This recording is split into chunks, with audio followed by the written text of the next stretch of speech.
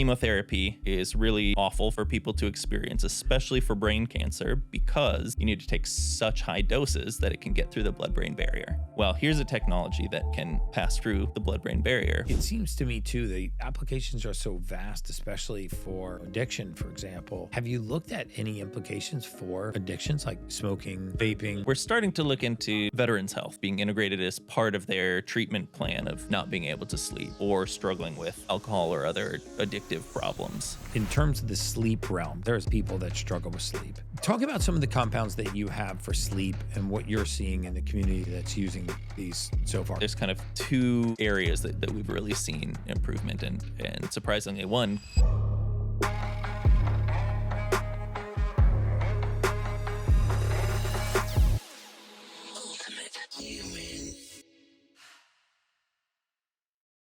Hey guys, welcome back to the Ultimate Human Podcast. I'm your host, human biologist Gary Brecka, where we go down the road of everything anti-aging, biohacking, longevity, and everything in between.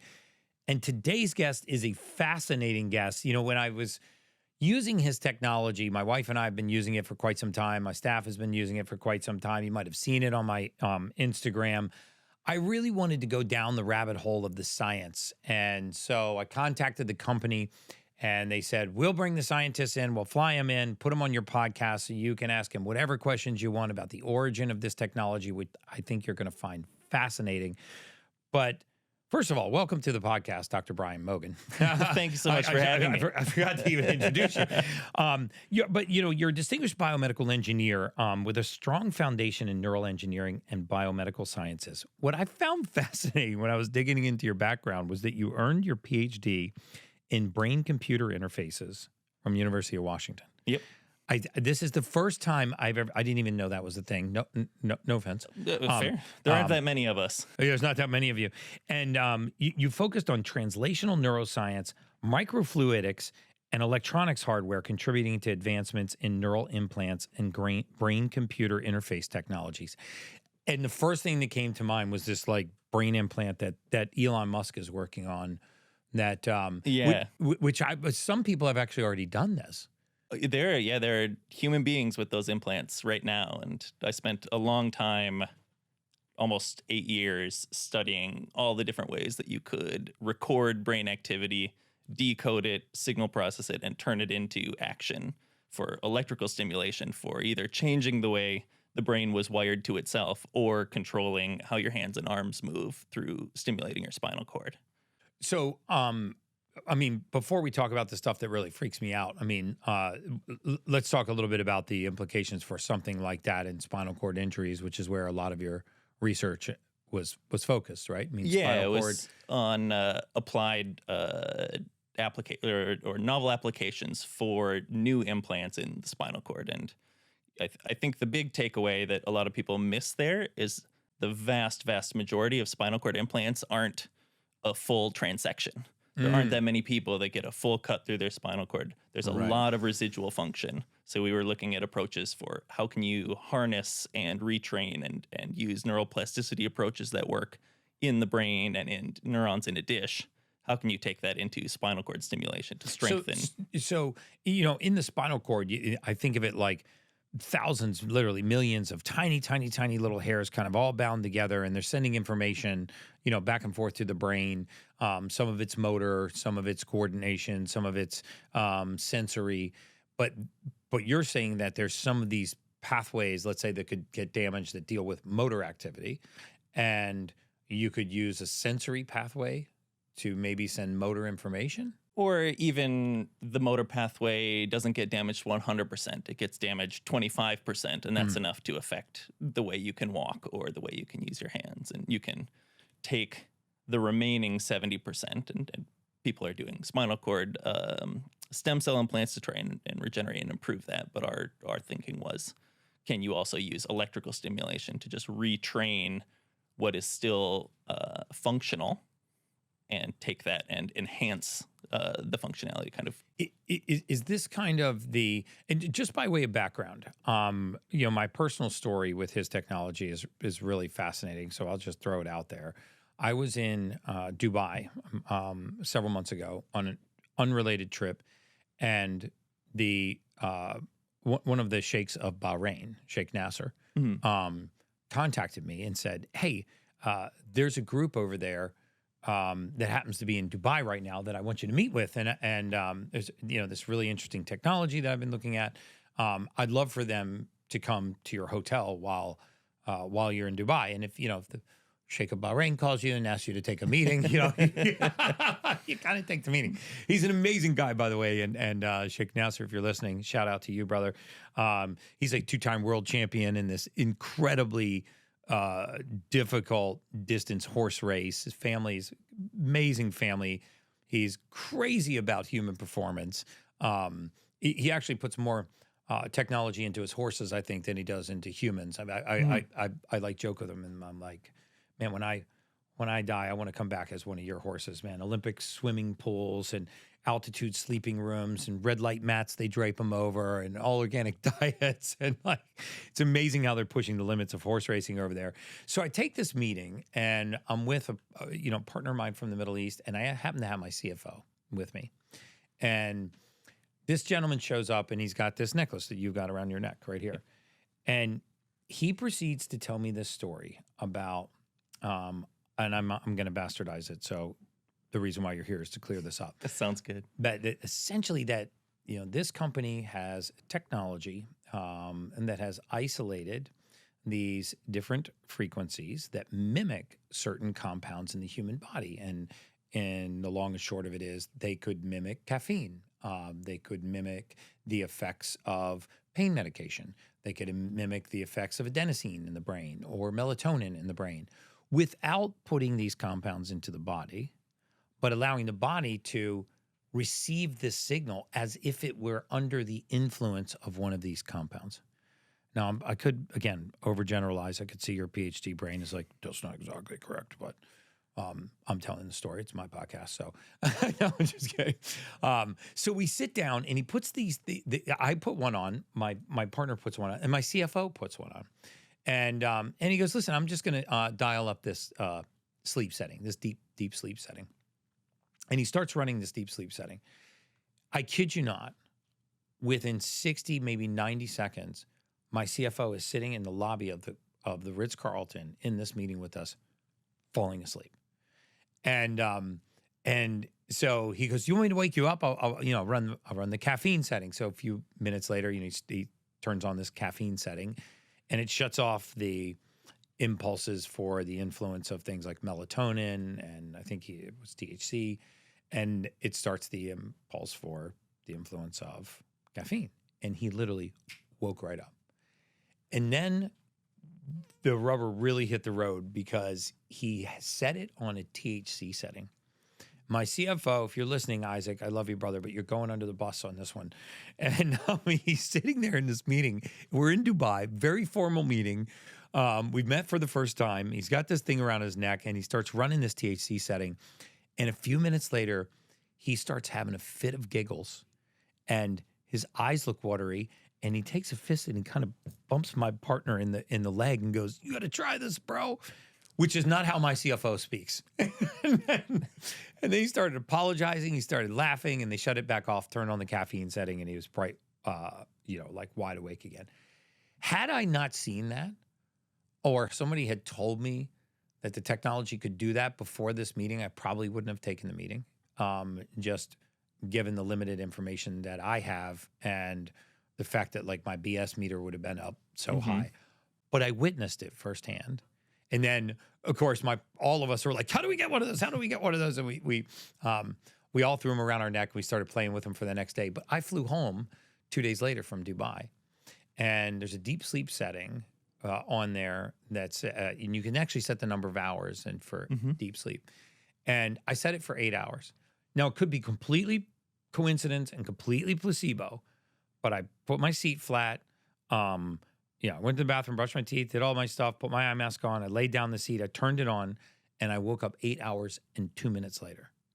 And even for me, that has my sleep patterns pretty dialed in, to get 8 straight hours of sleep on a plane is completely unheard of. I don't know if I've ever actually slept 8 consistent hours without waking. So something's going on.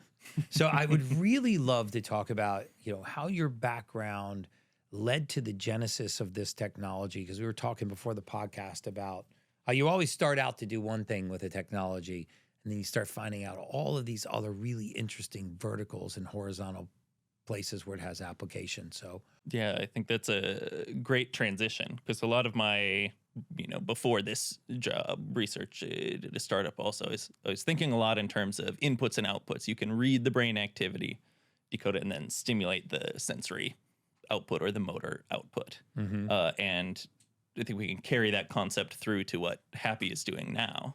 And that's what this device is called. It's called a Hapbee, Hapbee. Hapbee Hapbee Technologies. Yeah, so we've been around a few years, but the technology itself actually has come through several stages of development and almost $80 million in funding over 15 years of development in a few different stages. Wow. And this start in spinal cord injury. Yeah, totally unrelated. Yeah. The technology itself, and I'm one of the co-founders of the Hapbee building consumer-facing neckband wearable. I'm not one of the original inventors. 15 years ago, I wasn't that old. Okay. Yeah, you look pretty young. It was I'm not going to do the math on how old I was 15 years ago.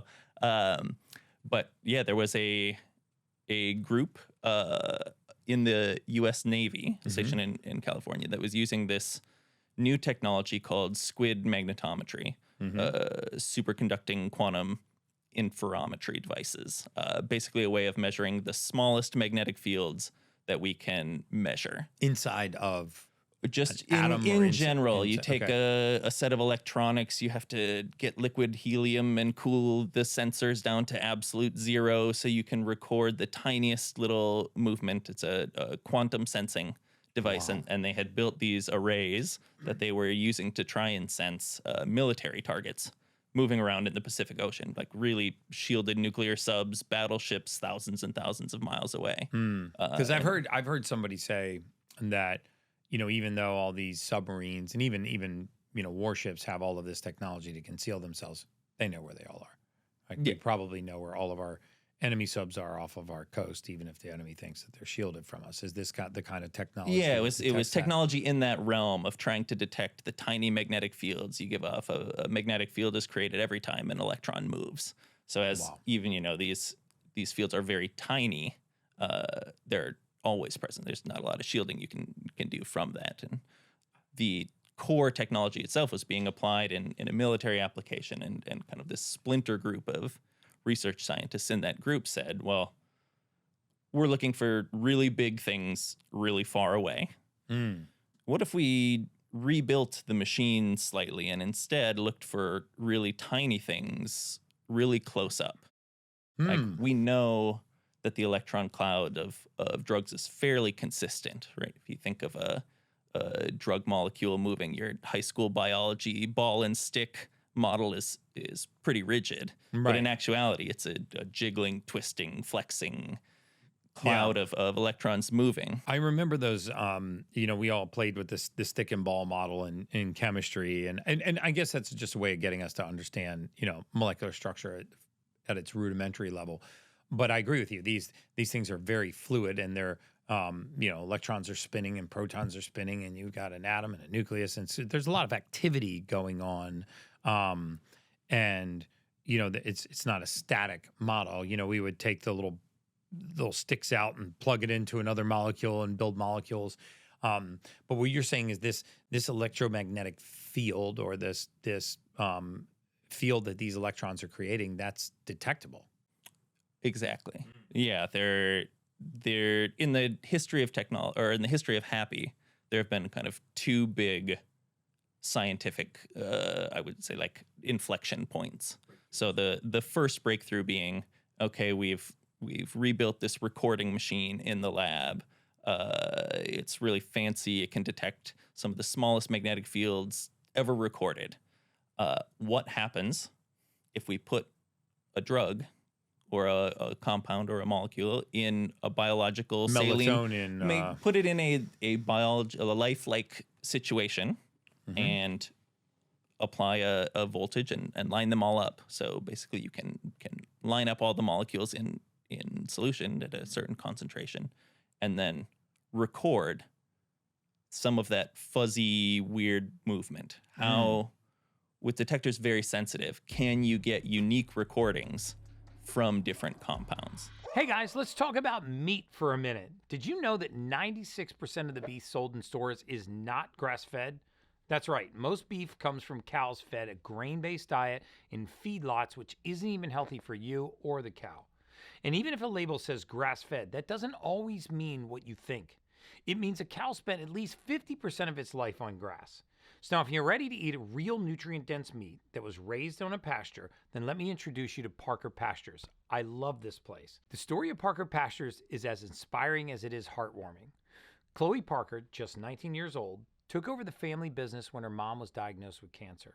Instead of backing away, Chloe stepped up to lead and turned an overwhelming challenge into a calling. Chloe says it best. In honor of my mom and for the health of all, I guarantee Parker Pastures meat will always be flavorful, nutrient-dense, and healing for both you and the land. You can order grass-fed and grass-finished beef, lamb, bison, as well as pasture-raised pork and chicken to be delivered straight to your door next week. She delivers to all 50 states, so why settle for mystery meat from the store when you can eat meat that nourishes your body and restores the earth? Visit parkerpastures.com today and you'll get $25 off your order. That's parkerpastures.com and get $25 off your first order. Now let's get back to the Ultimate Human podcast. So just to hypersimplify it, you have a solution, and let's say you dissolve melatonin, or you dissolve caffeine, or you dissolve CBD, or any other compound. You're looking at the variance between what the solution resonated at initially, and what the field is like after you add this compound. And you're saying that's the frequency of melatonin, that's the frequency of caffeine. And I think an important distinction is we're not looking at like a specific frequency. It's not melatonin is 5 hertz and CBD is 10 hertz or 200. It's each of them is a very complex waveform. Think you're not listening to a single tone in these recordings. It's an entire symphony that's capturing parts of all of that movement, and exactly what parts of the molecule the recordings are, probably we don't actually know yet. But you're getting unique, very complex recordings that are unique to each That's compound. what I was going to ask you. They're unique. So repeatably over and over and over and over and over again, these complex recordings are identical. This fuzzy noise is identical when you have every time you record melatonin, it's the same fuzzy noise, but it's different from the CBD fuzzy noise. So it's not quite as clean as the nice sine waves you see in like neural entrainment products, or the model you have. It'd be nice if it was that way, but it's not. So step one was really just being able to record and see in the signal processing world that you're getting different recordings in this machine from different compounds. Yeah. That was a nice little scientific jump. Yeah. I mean, that's massive. And then the next piece was, well, what happens if you can build a correctly shaped antenna that can replay that recording? And again, think inputs and outputs. We can record the compound, but what happens when we project it? Try to transmit it. Yes. Yeah.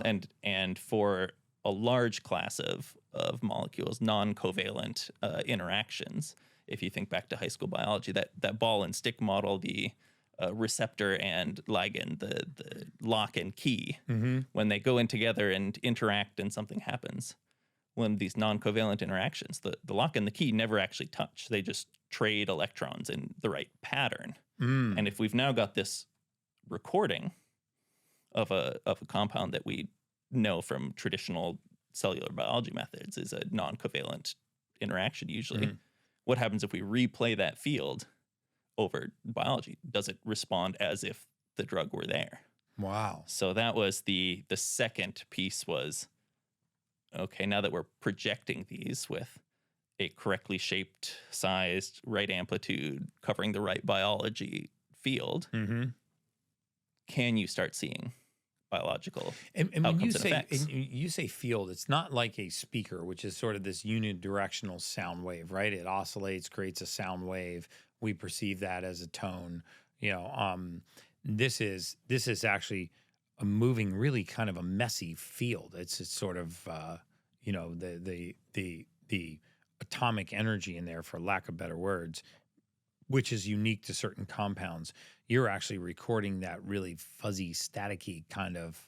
I mean, I remember being at dinner with one of your co-founders, and he was telling me how someone that had some either ham radio experience or radio experience happened to be in the lab and was listening to some of these recordings, and some of the team thought that the recordings were not being picked up, and what he said was, no, that static that you're hearing, that is the what we're looking for. That's the field that we're trying to measure. Yeah, and these recordings are being done very close to the noise floor and on the signal processing side of what we're doing. There's all sorts of techniques to try and clean up these kind of very messy recordings to make them better and better. So in a lab, you're taking a solution or something, and you are introducing a compound, and then you are recording the electromagnetic smog, if you will, that compound is releasing. And that electromagnetic smog, and I'm making up my own words for the record, because I don't have a PhD in biomedical engineering, but this electromagnetic smog, which is unique to that compound, you can not only record it, but then you can replay it exactly as it occurs. Because if you played it any different, it wouldn't be that same.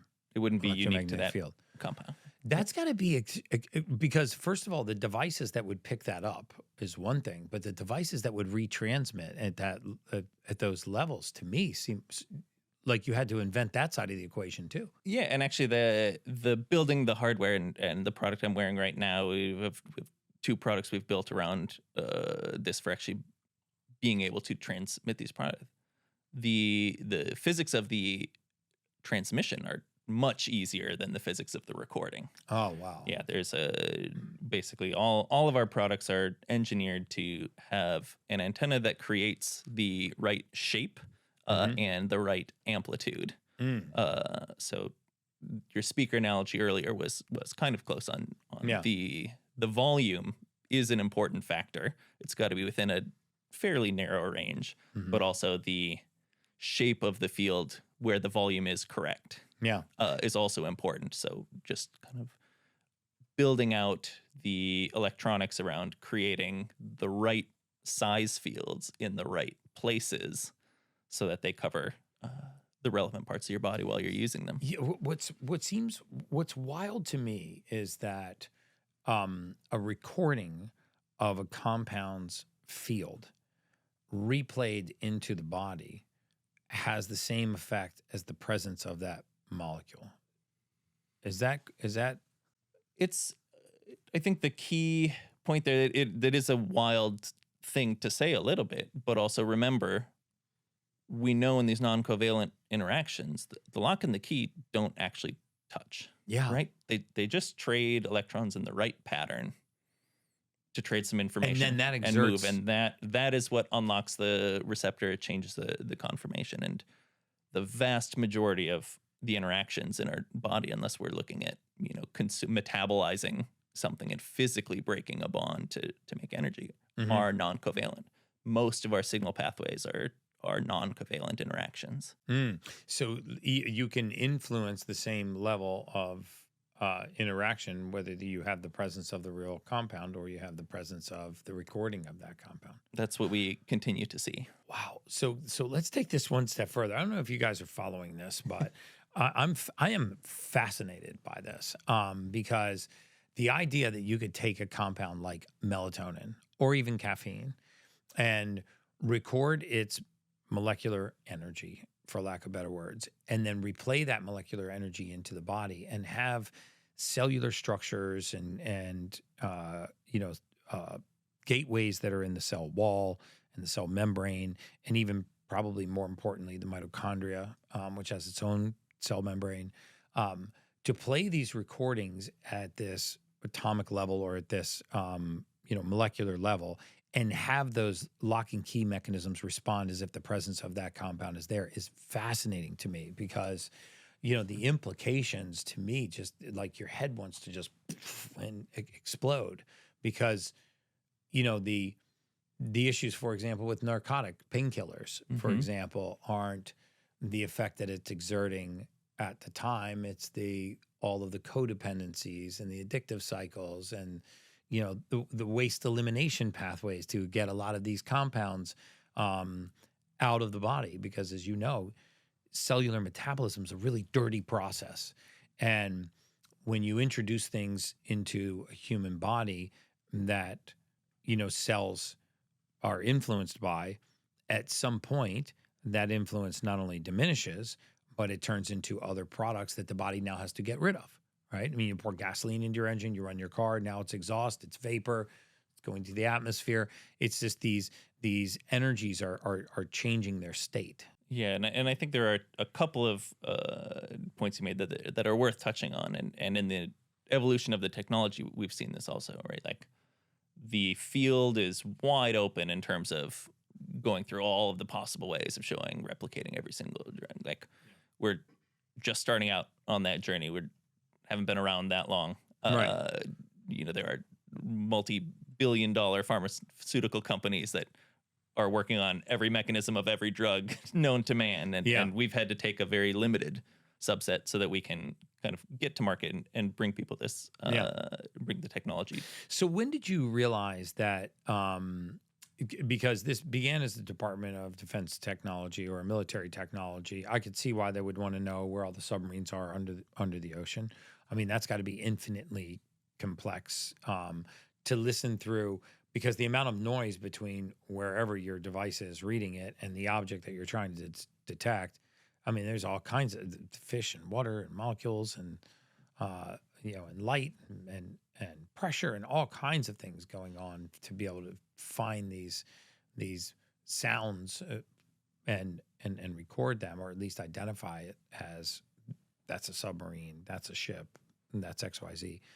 What point did you think that you had a commercial product that could benefit humanity, like the one that you're wearing right now? And what compounds did you start with? Because I'm just thinking of like you guys sitting around the lab one day and you're like, hey, Stan, we isolated melatonin. You guys start putting these things on and everybody's falling asleep, or you get stimulated from caffeine.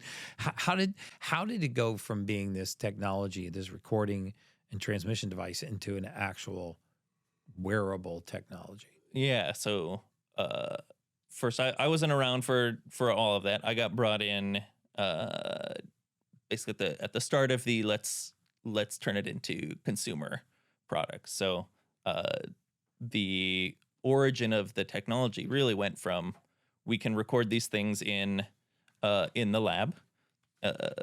Okay.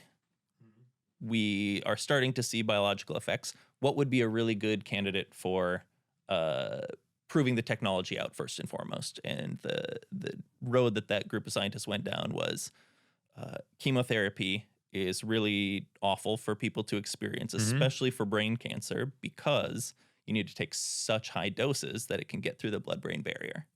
Well, here's a technology that, in theory, we can pass right through the blood-brain barrier without you having to take high doses, and it's controllable and it's localized, and the cellular mechanisms for how those drugs work are fairly well understood. Can we step through recreating the effects of a brain cancer drug and go to market that way?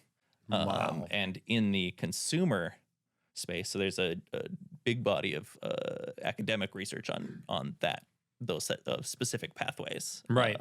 And then the story as it was told to me was one night while they had the machine cooled down. It's a very expensive process to cool the machine down and keep it cool. It's not always going. So you do recordings in batches. But somebody had brought in some alcohol. So somebody went rogue and decided, well, what if the machine's already on? What if we just... I just happen to have some whiskey. What if we just record it? Yeah.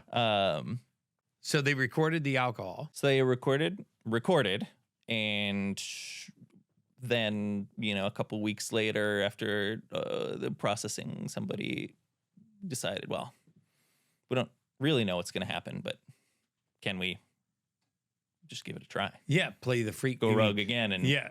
give it a try. Yeah. And it didn't take very long for those guys to realize that, oh no, I feel a couple of drinks in, Yeah. So 5 minutes in, and Wow. this is definitely an alternative to what people are doing right now. And Right. that was about the time I had been finishing my PhD. I was doing another startup earlier on in the physical therapy rehab space, and I got a call one day saying, "Hey, I think we're gonna try and spin this out into a consumer product. You know, electronics. You know, a little bit of software. You know, recording, stimulation, closed loop technology. You wanna come do this?" Were you like fascinated by it? Yeah, I'd been following the technology for a little while because it was on, you know, when you look at PEMF, when you look at transcranial magnetic Yeah, stimulation, other- when you look at Neural stimulation, TACS, there's electrical stimulation, there's all these modalities. And here's one that, while it is also magnetic, is very unique. Most of these technologies, right, are fairly single use. Right, when you think of a device for a specific purpose, it's a vagal nerve stimulator for X. Right. There's a protocol for X. If it's on your neck, it's for X. If it's in your ear, it's for Y. If it's mediated through your median nerve on your wrist, it's for Z. But this is a technology platform that can be multifunctional. Right, the same piece of hardware can be used for multiple different use cases. Wow. So now someone's in the lab, they have some alcohol, they record I keep saying electric smog for lack of better words. They Works for record me. this cloud, this field that is the way that the molecule of alcohol is resonating. And then they take that recording and then they return that recording back into the body, and the person is under the influence of alcohol or feels like they're under the influence of alcohol. And when they turn it off, they're no longer under the influence. Because I've actually heard of you guys having parties with these things where you put them over everybody's head and everybody gets a little dose of alcohol and everybody's kind of social and buzzing around. And then when it's time to go, you shut it off and give everyone a little caffeine and out the door they go, and you're bone sober and your blood alcohol level 0 or near 0.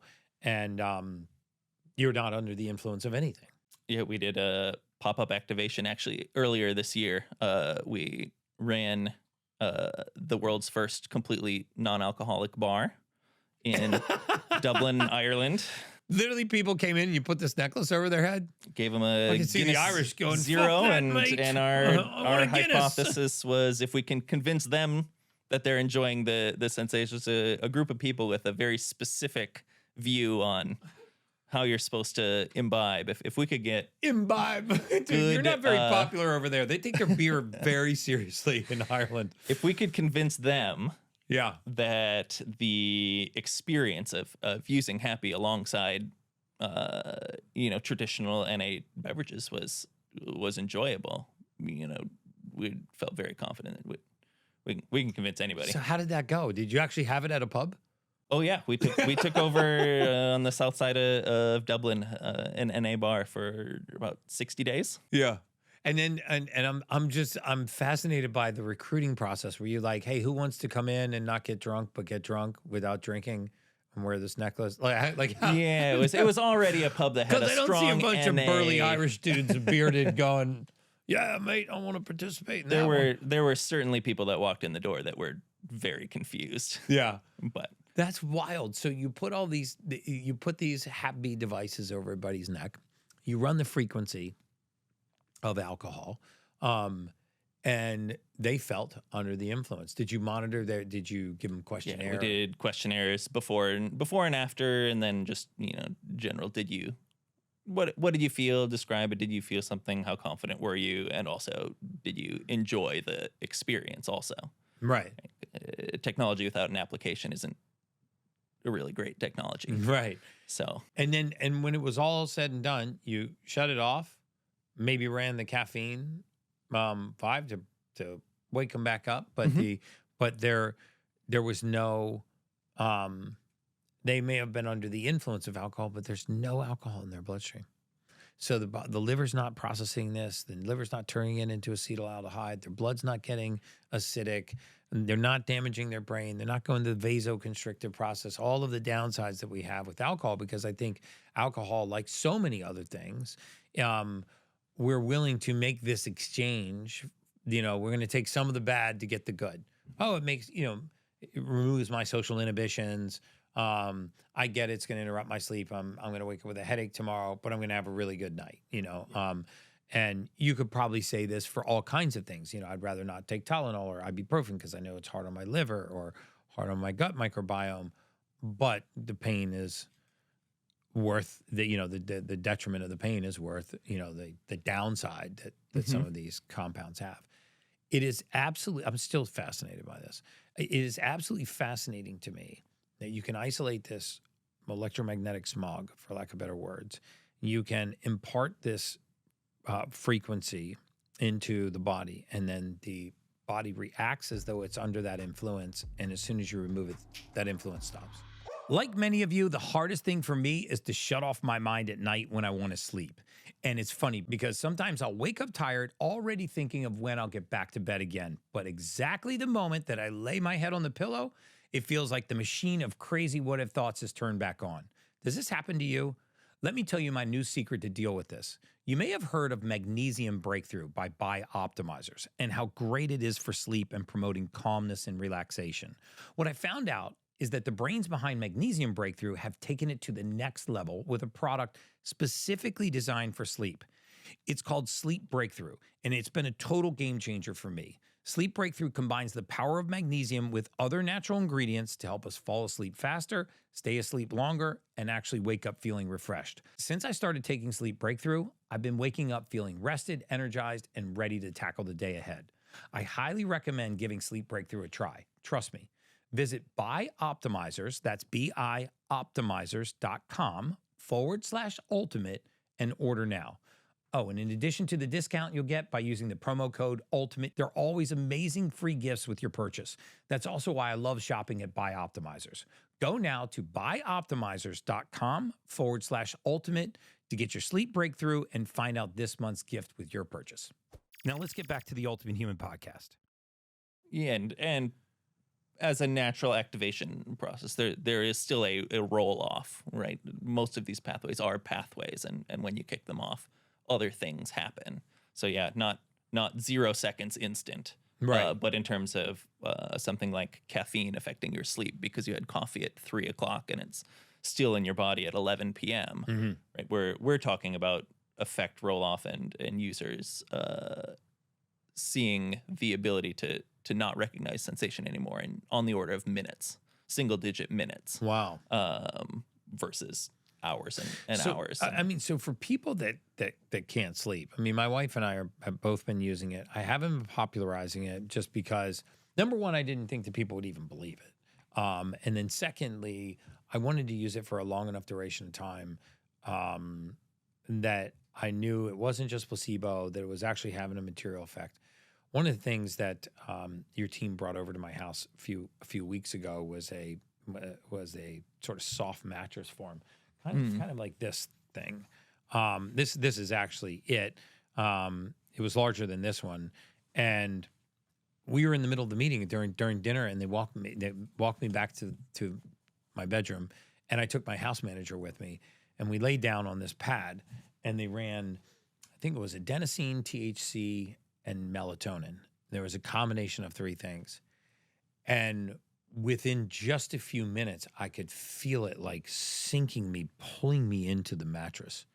And I really wanted them to leave and let me go to sleep, but they didn't. No offense, guys. But, and then they, I put the necklace on, ran the caffeine setting, and I was legitimately back awake. Yeah. So the implications, the potential implications of this are astounding. And you touched on sleep as kind of the core piece in our user base right now, right? We've broadly taken these recordings. We have 7 different compounds.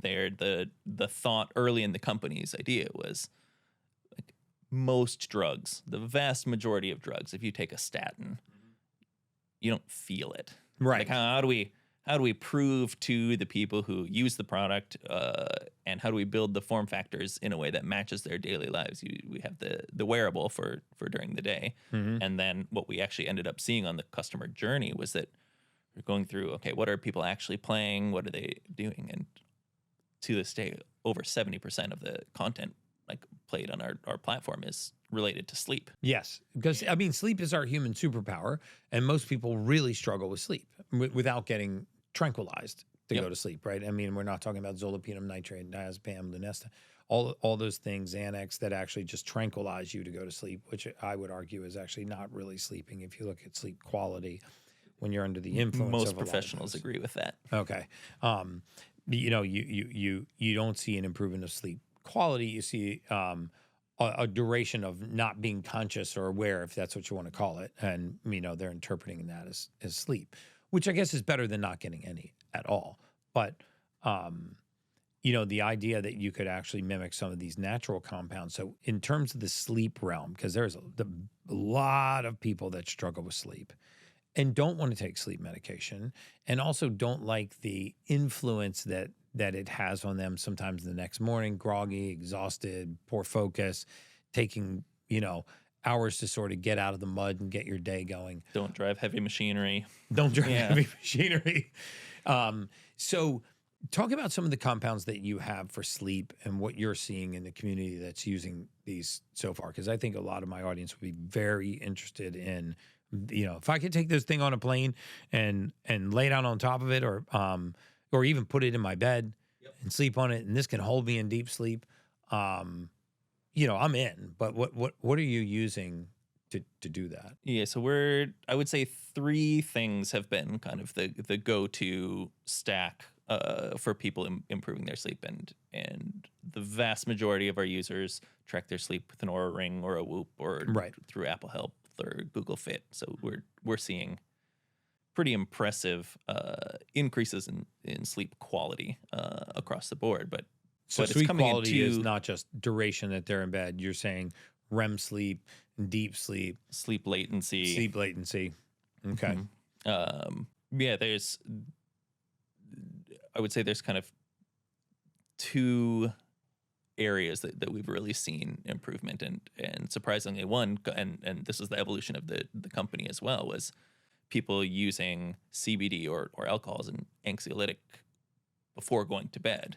My problem going to sleep isn't while I'm sleeping. It's anti-anxiety before I go to bed, because I lay there for hours at a time, and I can prep myself for getting ready to go to bed. My sleep routine starts well before I lay down on a mattress. Right. So we had users that were sending in customer service tickets saying, well, it has been great, but like it's really uncomfortable to like, fall asleep with it. Yeah. Rubberized all day wearable neckband. Right. Well, some of your new iterations, I've seen some of the future, they almost look like pendants. That you wear. They're actually very attractive, or, you know, straight pendants, almost like jewelry that would go under your shirt. You wouldn't even notice. And maybe somebody that you're talking to wouldn't even notice you were wearing it. And do you wear this thing all the time? Like, do you? Because when we sat down, you said you were running nicotine. I guess that's for your mental alertness. And I think the other thing we've seen with all of these users is it's very personalized, and that's been the view on the platform, is give users the choice to do the things that they want to help. They want help with, whether it's sleep or not. Like my number one use, I will use it to help fall asleep on flights and stay asleep on flights for me while on traveling. The flight. Yeah. And then the other one is mid-afternoon. I live in Seattle and will admit that I have a coffee problem. Yeah. But in the afternoons, like I also get hit on the like afternoon slump very bad. So being able to have an alternative to turn to at 1 or 2 o'clock in the afternoon that isn't going to Caffeine, yeah. affect my structure of sleep, but keep me focused and awake and alert. So if I was able to actually see or view this electromagnetic field, right? Like turn the lights off and with the black light that detect electromagnetic field kind of thing, what would it look like is happening around your neck right now? It would be a cloud. It's not just a frequency. Yeah, you actually want to hand me the one next to you there? This one? Yeah. Okay. So the device itself is fairly simple. There's some electronics and a light and a button, but like when it's on and creating a projection, it's about 7 inches above and below. You can kind of think of it like that's a volume coil inside of there. So yeah, it's a coil inside here making a uniform magnetic field that all sees the same field amplitude and direction. So we can basically project above and around where So the that's wearable going is. down So- into my chest and up so into it's- my brain. Yeah, brain, spinal cord, and our library of compounds now are things that are neuroactive. Right. And like that was part of the piece, right? Our sleep pad coil is larger so that it can make its way through your pillow and give you that same level of coverage for melatonin over the course of the night, or adenosine as you lay down to help build sleep pressure. So it looks like a giant field. Like I remember, when I was growing up, the coolest thing were those static lights. It had like a glass bulb in it, had a bulb in the middle, remember, and had the glass ball around it. I'm dating myself with this, and you'd put your hand on it and all the electricity would go to your hand. It was like the coolest thing, in 1988. And so this is like a field, maybe, without all the electricity and stuff, but this is a field, and you put this field, you immerse your brain and your spinal cord and your chest and your body into this field. And wherever that field is transmitting, your cellular structures within that field are responding as if they're exposed to that. Yeah, and that's one of the things It's that's still so fascinating to me. important about magnetic fields versus electric fields. Yeah. Right. They're two sides of the same coin, but the electric fields get attenuated by a whole bunch of stuff. Your skin, your skull, the salt water sac that your brain sits in. By the time something on the outside of your head actually puts stimulation into your brain, it's been spread out and muddled pretty severely. Right. Whereas magnetic fields will pass through the blood-brain barrier, will pass through bone, will pass through fluid, no problem, unless you have a giant steel plate in your head. But and these magnetic fields are the transmission field that you're using to reach the target tissue. So what are some of the compounds that you're using for sleep that you've now recorded and that you can transmit? Yeah, so the on the sleep side, we're looking at adenosine and melatonin, the hormone for regulating circadian rhythm and sleep-wake cycle, and adenosine, which is the complement of caffeine. In fact, the adenosine is the natural version of caffeine. Caffeine blocks adenosine receptors to keep you awake. Adenosine builds over the course of the day to make you feel sleepy in the evenings. And then caffeine blocks adenosine. One of the reasons why I tell people to actually delay their coffee intake 60 to 90 minutes is to allow that buildup to occur so that you actually have a greater effect from caffeine than doing it sort of, just opening your eyes and whacking back a coffee. Giving those adenosine receptors time to saturate, because when caffeine competes with more receptors, it has a more positive effect. But this could have the same effect as caffeine, or does have the same effect as caffeine, without the presence or the downside. So where do you see this technology going? Because, your head explodes when you start thinking of all of the different compounds that it would be incredible to introduce to your cellular biology without the negative side effects of the processing of those compounds. Yeah, and our view on it has been, what can we get people right now, and where then does the future go? And as I said earlier, the initial focus was 7 compounds that when you wear the device, you can feel. Right? Let's start with things that are discernible, and let's start with a product line of things where people can actually use the product today, and kind of go from there. So that's why we've got a wearable, we've got a slide in your pillow or under your pillow sleep pad, And like the piece from there next is what are the tools now that you can control this digitally by delivery, but also digitally by all of the factors that you have available to you as part of building a healthy digital habit on your phone, right? You can choose when to use compounds. You can build schedules. You can like, how do we tie this into everyday life and behavior? And we've started with just giving people free reign control of push play and go. And for me, the future is really coming back to what are the pieces of closing this loop, right? There are a lot of, especially in the biohacking space, there are a lot of measurement. There's a lot of inputs. Yeah. We've got, the difference of wrist-mounted wearables and finger-mounted wearables and chest straps and respiration. Like there are a lot of things we can measure. Mm-hmm. There are a lot fewer things that are outputs and closing the loop. And Right. and Hapbee's, I see Hapbee very much as playing nice with all of these different output and input technologies. How do we take your sleep data and not only tell you what's wrong, right? Like we can, there's a lot of interpretation of wearable data now, but there's not a lot of actionable output. Right. And when you say there's not a lot of actionable output, the wearable is saying, here's your sleep score, here's your recovery, here's your strain in the case of Whoop, and I wear Whoop, or your heart rate variability was a little low tonight, your respiratory volume, rate was a little bit low. So you can't take that data now and create something in real time that would address that. But are you saying that Hapbee will eventually be able to take input data, highly individualized, right? Like from my Whoop, that says that, I've been in bed for X period of time, my heart rate variability is low, my respiratory rate is low, I haven't been able to get into REM or deep sleep, and it could take that data and potentially redirect it and say, okay, we're going to increase the amount of melatonin or Here's a adenosine change or in possibly timing. Yes, THC. coming soon. Okay. And you said you have 7 compounds now? Yep. That it can effectively mimic and put you, for lack of better words, under the influence of that compound without that compound being in your body. And what are some of those? Sleep, obviously.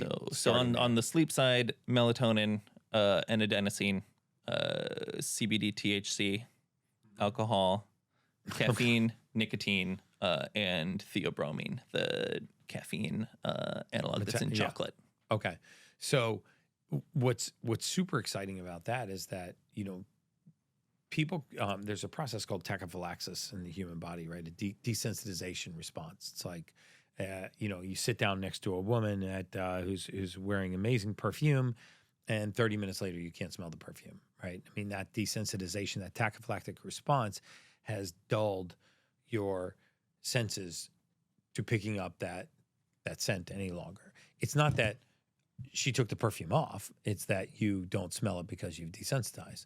Is there a similar tachyphylactic effect where we would either build the tolerance or build the dependency, or some kind of desensitization? Yeah, just because of the way we think the product works, we would expect there to be a little bit of desensitization over long-term use and time. Getting used to it kind of thing.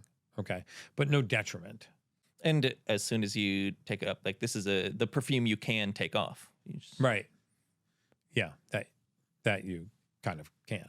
So in your mind, what are the great applications for this technology going forward? How are you guys going to make your impact on the world? I think we're going to continue to see it jumping through sleep on the consumer side. Oh man, my audience is like really, really interested now. Yeah. What do you think they can sleep is the one where it's easy for somebody to use the product for 30 days, line up your usage against your sleep latency score or your overall sleep score, and prove to yourself that it's working and it's working for me. Broadly speaking, we're also seeing a bunch of applications. Our content is loosely bucketed around sleep, mood, and performance. Sleep, mood, and performance. Yeah. So talk a little bit about what you're doing in each of those categories. You have three essentially settings for sleep, and these are three recordings of compounds that you're then going to play into the body, transmit into the body. And what specifically are those compounds? So in sleep, it's melatonin and adenosine. Melatonin and adenosine, because there's a THC on there too, and I think that's what they added to mine the other night, and that's what like literally made me feel like I'm sinking down in the mattress. And I don't do any drugs. I don't don't touch weed and anything like that. It's not that I'm opposed to it, or even CBDs. And some people swear by CBDs, for sleep and for pain. But it was a noticeable difference, and within just a few minutes of putting it on. And so now my body feels that I'm under the influence of those compounds. When I wake up, I can just simply shut it off.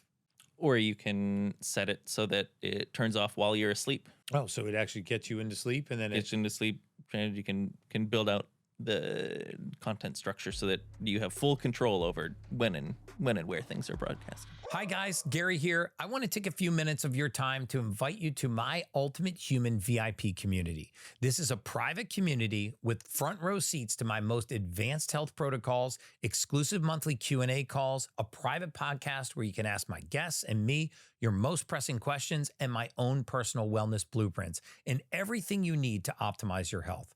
You'll connect with like-minded folks in this community. You'll get firsthand access to cutting-edge insights and enjoy special discounts on products that I trust the most. And here's the best part. Membership is just $97 a month, a fraction of the cost my private clients pay for the same deep dive guidance. If you're ready to supercharge your wellness and skip the guesswork, I'd love for you to join us. Head to theultimatehuman.com/VIP. That's theultimatehuman.com/VIP right now to become one of my Ultimate Human VIPs. This is your fast pass to better health, so don't miss it. Now let's get back to the Ultimate Human podcast.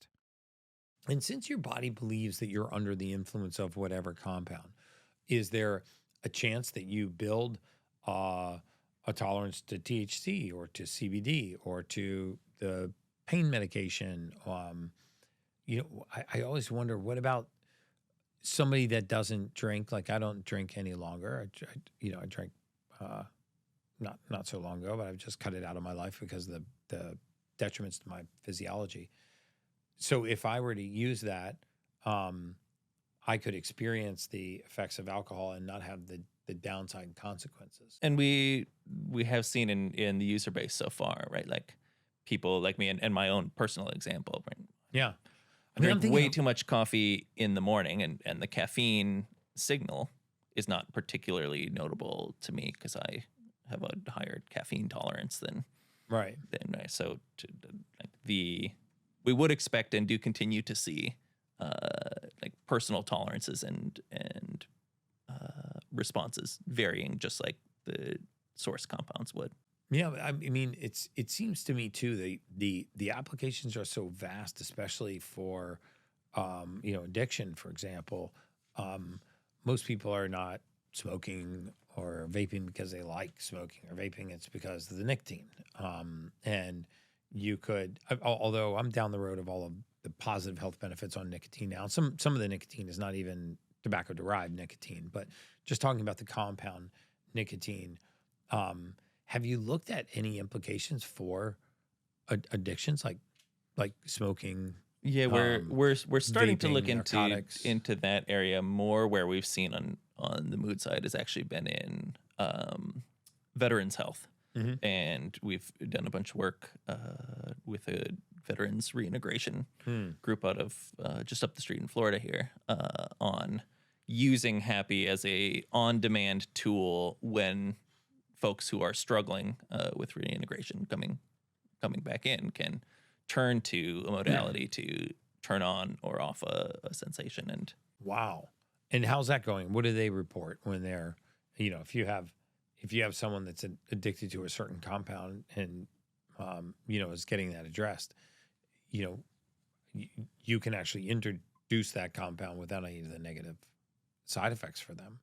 Yeah, and provide for compounds not in our library an alternative for people to turn to when times are tough. We received an award for being the most effective tool for suicide prevention from this group that works with very at-risk veterans, the Gray Team, coming through on as just being integrated as part of their treatment plan of folks who need a tool to turn to because they're not sleeping. And it wasn't that it was one specific piece. For each person, it was individual. Their problems were coming from not being able to sleep or struggling with alcohol or other addictive problems, and being a tool in the toolkit that you could turn to on demand and over a guided long period of time during reintegration gave them the power to really help those folks. So where do you see this going in terms of performance? You know, you were talking about the three big areas that you guys are trying to address. I mean, first of all, sleep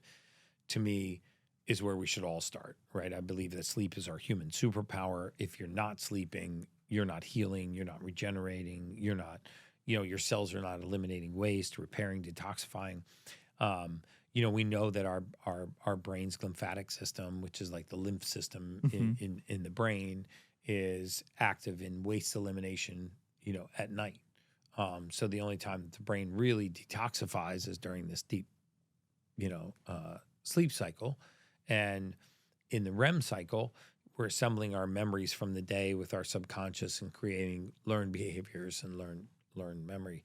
So learn memories. It seems to me like if you have compounds that are available to enhance that, they get all of the benefits of that deep sleep cycle without any of the detriments. Yeah, I firmly believe sleep will continue to be the starting point for most people.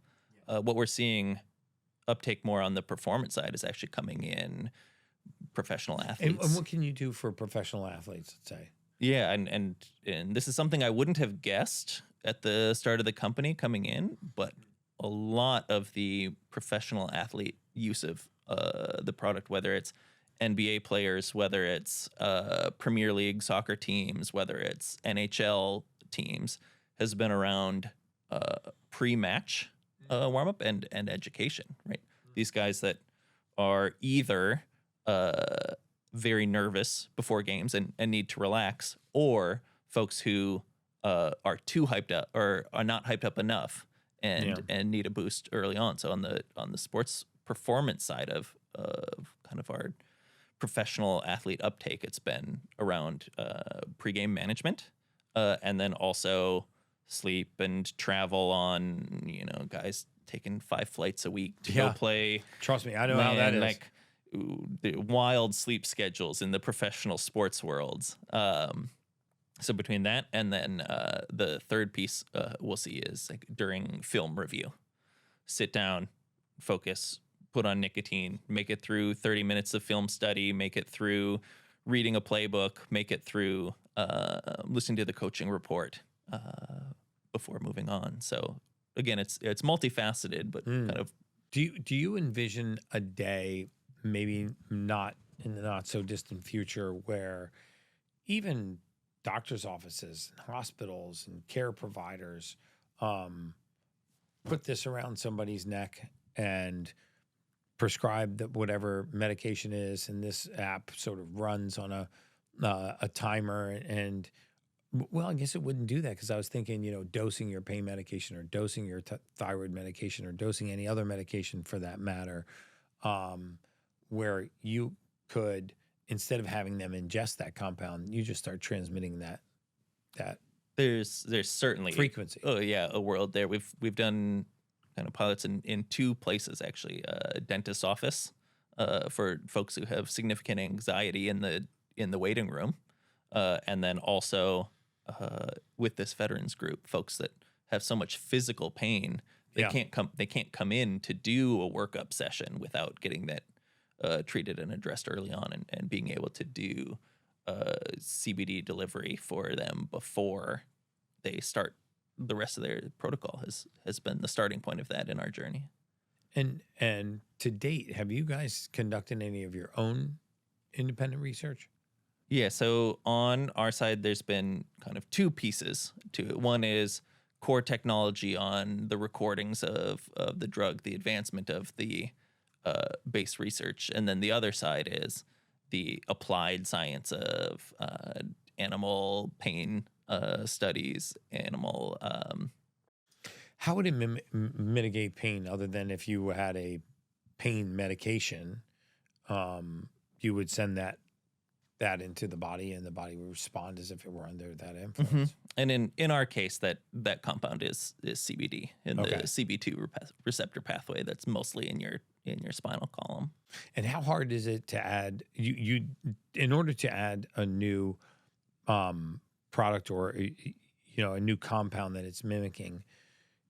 What's the process to do that? Because I notice it's an app, so I assume that you could update that app remotely. And as you guys come out with more technological innovations, this necklace goes from being like asleep and slightly mentally alert and maybe a neurotropic into being all kinds of things. Yep, that's exactly right. Yeah, so there's basically just go through the recording process, go through some animal validation work, maybe some cellular validation work, and then bring it onto the platform. Yeah, I mean again, the possibilities are just endless. So sleep is the primary focus. Where do your users go from there? What do you see after that? The caffeine settings?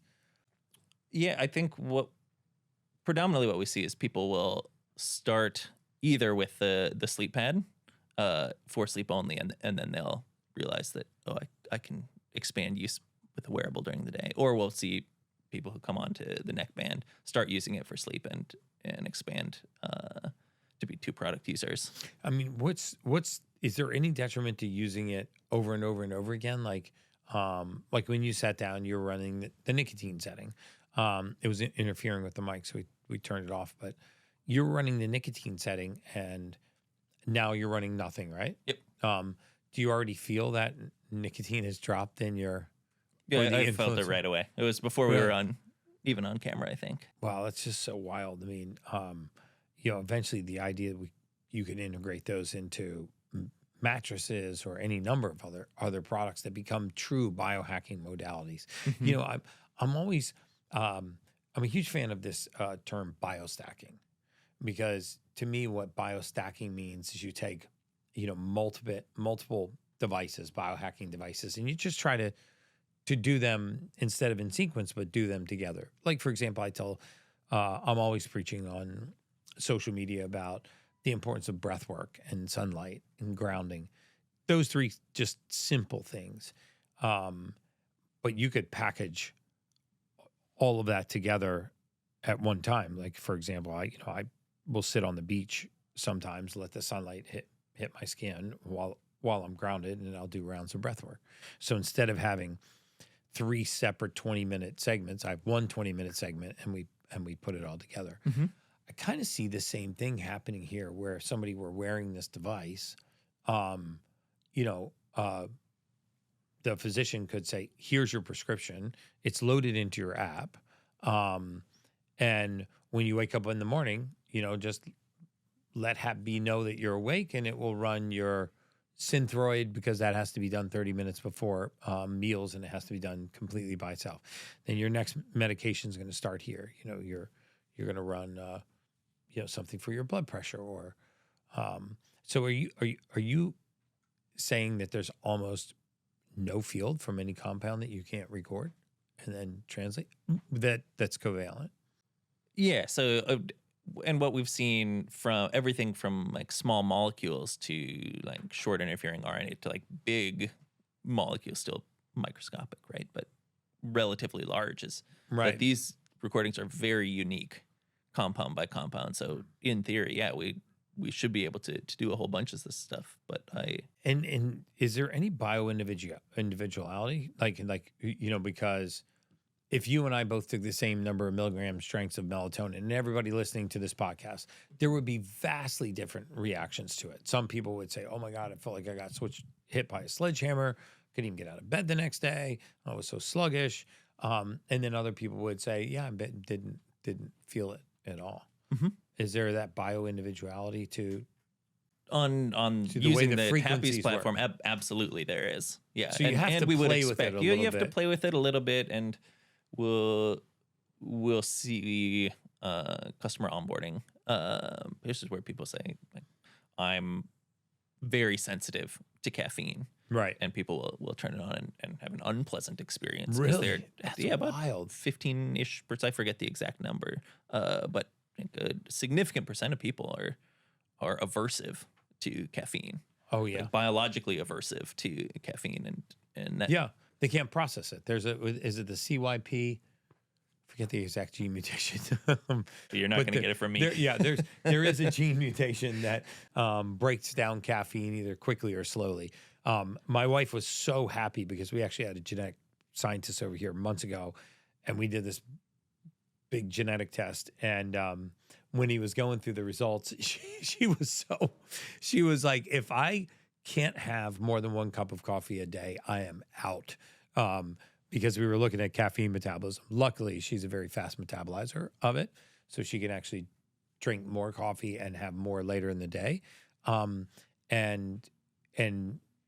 this report recommended that I only drink 1 because I'm a slow metabolizer of caffeine. And I kind of find that on my own. I really don't need caffeine. I've got quite a bit of energy most days, but because of that, I've limited my cups of coffee to 1.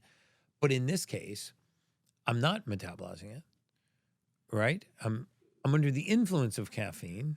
And there will be similar biological profiling on receptor availability number. Like we would expect there to still be personalized. So somebody could get responses. this and, their husband or their wife puts it on, is like out, like they got hit by a ton of bricks, and then they have no effect. So they have to sort of Or start reduced playing with the or compounds. something else. Yeah, it's very much a personalized output. That is just so wild. I mean, it really proves that these fields are exerting the effect that you're after. So, I got to ask, where does this Hapbee technology go from here? So you, as a scientist, you got to be, first of all, fascinated to see, because I'm sure in biomedical engineering, maybe there are times where you get to see a product have a mass market effect on humanity. But I mean, this has got to be pretty rewarding for you to see that you can have, your laboratory science can have a real mass market effect on humanity. Yeah, I mean, I think at least we certainly, like, the reason for bringing it out into the consumer space as opposed to just keeping it medical only was very much like, how quickly can we affect everybody's lives? This isn't something to be held back and if this engineer that developed it for the military, I mean, is the technology owned by the military? No, it's just developed and iterated from. They're like, yeah, we're looking for submarines. You guys put all the people to sleep you want. We're not worried about it. Okay. Yeah, fascinating. Well, I definitely want to have you back on the podcast, because this whole innovation of wearables to me is this conversion that is happening right now between artificial intelligence, big data, and early detection. But in this case, if you were able to take massive amounts of data, presumably from wearables, and create an actionable response. I mean, that's, so that as I'm going through the day, my Whoop is transmitting and it's telling me my strain and my, all of my biometrics are in there.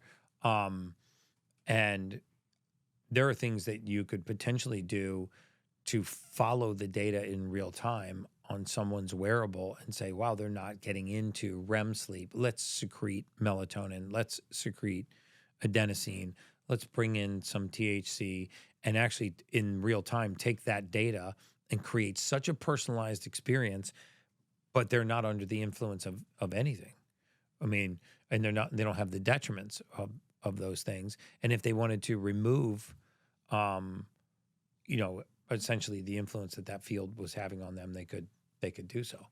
It's like if you take a Tylenol PM and you want to get out of bed 2 hours later, forget it. If you like pop an Ambien and you're like, oh shoot, I got to go to the airport and pick up my. There's none of that going on, right? I mean, because you are now subject to whatever the half-life is of that compound and exerting its effect, and you're just gonna have to ride it out.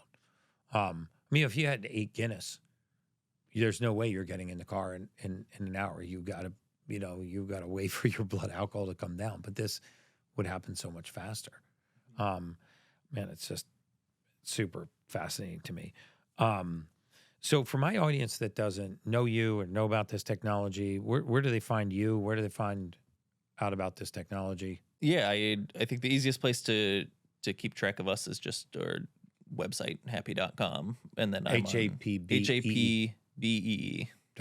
Yeah, it's always a tough one to spell to people. Hapbee.com. And you guys are talking about, this is widely available for consumers now. Yep. So if somebody's struggling with sleep, what would you say the biggest implication is for this technology right now? If I'm a listener and I have this condition, this would be the most appropriate. Yeah, I think what we've really seen is like if you're having trouble falling asleep in those first early stages, like that's the most clear. Grab a sleep pad, flip it onto melatonin and adenosine, and knock yourself out. Knock yourself out. Like literally knock yourself out.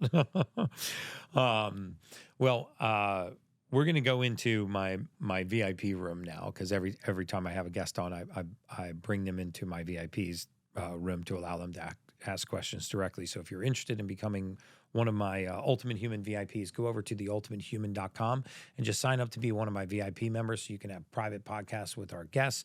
I also do live coaching, group coaching sessions in there. I write all kinds of specific content for the VIPs. So go over to theultimatehuman.com and sign up to be one of my VIP members. But I end every podcast I wind down the same way by asking my guests the same question. And there's no right or wrong answer to this question. And it is, what does it mean to you to be an ultimate human? For me, I think there are a couple pieces. One being having the ability to always be improving, right? Whether that's a small change or a big change. And the other is agency, being able to do it in the way that you want to do it.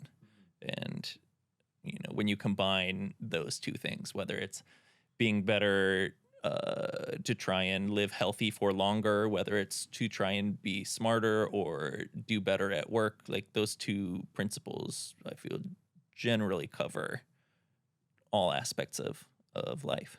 That's awesome. Well, you must be pretty fascinated with the journey that you're on. That was amazing.